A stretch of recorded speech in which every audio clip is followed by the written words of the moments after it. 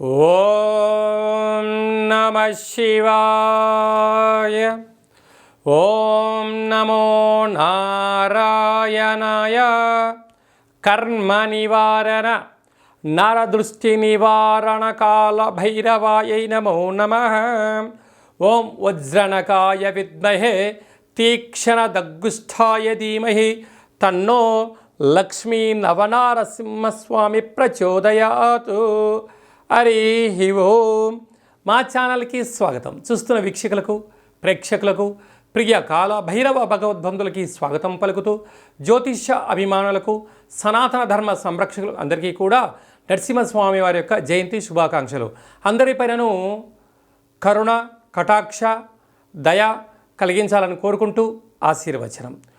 1/5/2025 నుండి 15/5/2025 వరకు పుట్టినటువంటి వారందరికీ కూడా జన్మదిన శుభాకాంక్షలు. అలాగనే ద్వాదశ రాశుల్లో గ్రహ గమనాన్ని ఒకసారి వీక్షింపచేద్దాం. మేషరాశిలో రవి భగవానుడు ఏడాది తర్వాత సంచార స్థితి. వృషభ రాశిలో దేవగురు బృహస్పతి చివరార్ధ సంచార స్థితి. కర్కాటక రాశిలో కుజ భగవానుడు నీచభంగ రాజయోగ సంచార స్థితి. కన్యరాశిలో కేతు సంచార స్థితి. మీనరాశిలో చతుర్గ్రహ సంచార స్థితి. బుధ భగవానుడు, శుక్ర భగవానుడు, శని భగవానుడు, రాహు భగవానుడితో ద్వాదశ రాశుల్లో గ్రహ గమనాలు ఈ విధంగా ఉన్నాయి. ధనుస్సు రాశి వారికి అర్ధాస్తమ శని ప్రారంభం అయిన తర్వాత నరసింహస్వామి జయంతి సందర్భంగా శని దృష్టి ఎలా తగ్గించుకోవాలో ఈ వీడియోలో సవివరంగా సంపూర్ణంగా తెలుసుకుందాం. ధనుస్సు రాశిలో ఏ నక్షత్రాలు వస్తాయి అనగా మూలా నక్షత్రంలోని 4 పాదాలు, పూర్వాషాఢ నక్షత్రంలో 4 పాదాలు, ఉత్తరాషాఢ నక్షత్రం 1 పాదం కలిపితే ధనుస్సు రాశి. రాశాధిపతి దేవగురు బృహస్పతి.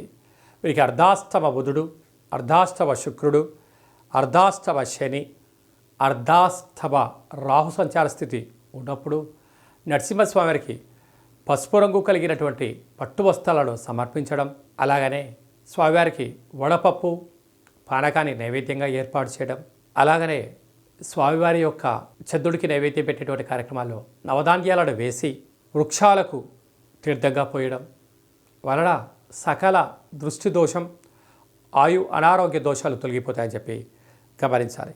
ఏడాది తర్వాత రవి భగవానుడు సంతాన స్థానంలో సంచారం చేయడం వలన వివాహమైన వారికి సంతాన యోగము, పిల్లల యొక్క చదువులు, పిల్లల యొక్క అభివృద్ధిలో అద్భుతమైన విజయం ధనుసు రాశి వారి సొంతం కాబోతుంది. 6వ స్థానంలో గురు సంచార స్థితి ఉండడం వల్ల స్వామివారు వెళ్తూ వెళ్తూ విద్య, ఉద్యోగ, విదేశీయాల రాజయోగాన్ని మీకు అప్పజెప్పబోతున్నాడు. కానీ కొన్ని విషయాల్లో ఆందోళన చాలా ఉంటుంది. చేస్తే ఏమవుతుందో, చేయకపోతే ఏమవుతుందో అనే పరిస్థితి ఉంటుంది. అష్టమంలో కుజుడు ఉండడం వల్ల రుణ సమస్యలు, రోగ సమస్యలు, ప్రయాణాల్లో ఇబ్బందులు, చీకులు, చింతలు, ఇబ్బందులు ధనుసు రాశి వారికి వచ్చాయి. వీటిని మౌనం, ధ్యానం, ఏకాగ్రత వలన వీరికి అద్భుతమైన యోగం కలుగుతుందని చెప్పి గమనించాలి. సాఫ్ట్వేర్ ఉద్యోగస్తులు, హార్డ్వేర్ ఉద్యోగస్తులు, వ్యవసాయ సోదరీమణులు, గృహ భవన నిర్మాణ కార్యక్రమాలు చేసేవారు, సాఫ్ట్వేర్ ఉద్యోగస్తులకి, అదే కాకుండా సినిమా నటులకి, యూట్యూబ్, వాట్సాప్, ఫేస్బుక్ క్రియేటివ్ రంగాల్లో ఉండబడే వారికి, జర్నలిస్టులో ఉండబడే వారికి ఎంతో ఓర్పు, సహనం అవసరం. అంతా నాకు తెలుసు కదా అనుకునే దానికన్నా తెలుసుకొని పనులు చేయడం వలన, ఈ కొంచెం ప్రాక్టీస్ చేయడం వలన ఉన్నతమైన విజయం ధనుసు రాశి వారి సొంతం కాబోతుందని చెప్పి గమనించాలి.